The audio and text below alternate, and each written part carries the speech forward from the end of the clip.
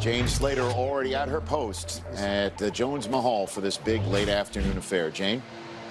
Rich, the Packers have never lost a game inside AT&T Stadium, a perfect 4-0 record. And as the Cowboys look to unravel some of that bad luck, they're going to have to do it without their starting left tackle, Tyron Smith. In his place, their veteran swing tackle, Cam Fleming. He started 3 games last year and won all 3 of them with the Dallas Cowboys. And as Ezekiel Elliott described it to me, because of the depth they have in that room, it's essentially a different blocker, same scheme. With that being said, though, this might be the week for Dak to once again go to that run game, especially when you consider the Packers through weeks 2 through 4 allowed more rushing yards than any other team in the NFL. For more on Aaron Rodgers and Dak Prescott, let's throw this one back to you, Rich. Okay, and in terms of that matchup, both quarterbacks, as we all know, this year have won 3 of their first 4 games, both coming off of their first losses of the season. The numbers, as you can see up on the screen, when these two played for a winner-go-home contest in Dak's first year. Aaron Rodgers and the Packers went into this stadium and won and done them.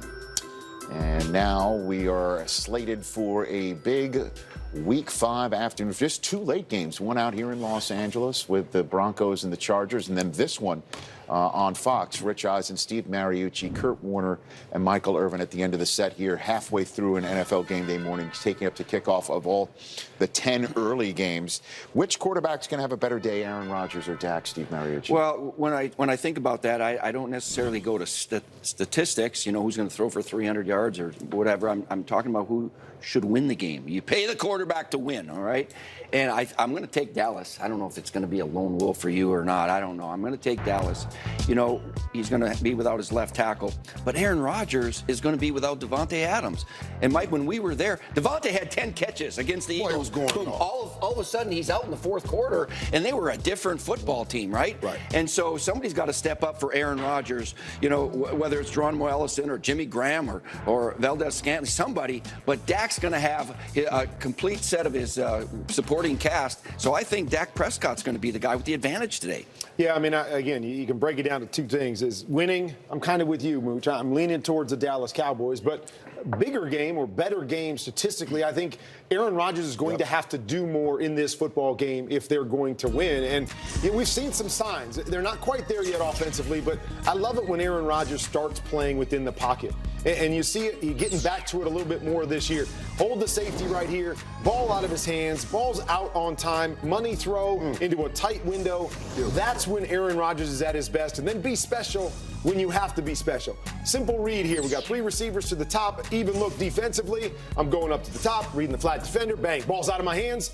My playmakers are making plays for me. And then you're always going to have the special, Moochie, right? You're always going to have that. Oh, they're going to bring pressure. You got a guy unblocked. No problem. I can handle this a few times a game, falling away. Money throw to Big Jimmy Graham for the touchdown. So starting to see a little bit more of that timing. If they can get a little more into rhythm, I really like where Green Bay is going, and hopefully that starts today. And I believe he has a better stat game than Dak Prescott does you just today. showed right there part of the reason why it was a particularly special win for the Eagles on Thursday night, because Aaron Rodgers brought his A game. He did. He played great Thursday night. Right. And Rich, and you see that throw. He's throwing the ball like this, man. I mean, the dude can throw anywhere, any platform, any way he needs to, no matter what, and hit anybody. He's so dangerous. I say Aaron Rodgers has a bigger day. Listen, the Dallas Cowboys have to get back to what they do best, and that's running the football. The Green Bay Packers gave up 176 rushing yards last week. The Dallas Cowboys needs to come in and say, we're going to go for 200 rushing yards. You want to help keep Aaron Rodgers off the football field, you run the ball, hold on to the ball. Don't ask your defense to battle that all day long, because like you said, he's playing on schedule now, and the things he does special can't anyone in the world do. You cannot stop it. You need to run this football. And Mike, Zeke only had 34 yards rushing last game. You gotta feed that guy the football, like you just said, like they did Jordan Howard over there. And Michael Gallup comes back for Michael Gallup. That's a big loss. I think they underestimated that. I talked about that here. Getting him back will be big. Well, speaking of big, I mean, the Minnesota Vikings have a big game today. They're 2-2. They've lost twice in division, both on the road, obviously, but you get the Bears and obviously the Packers.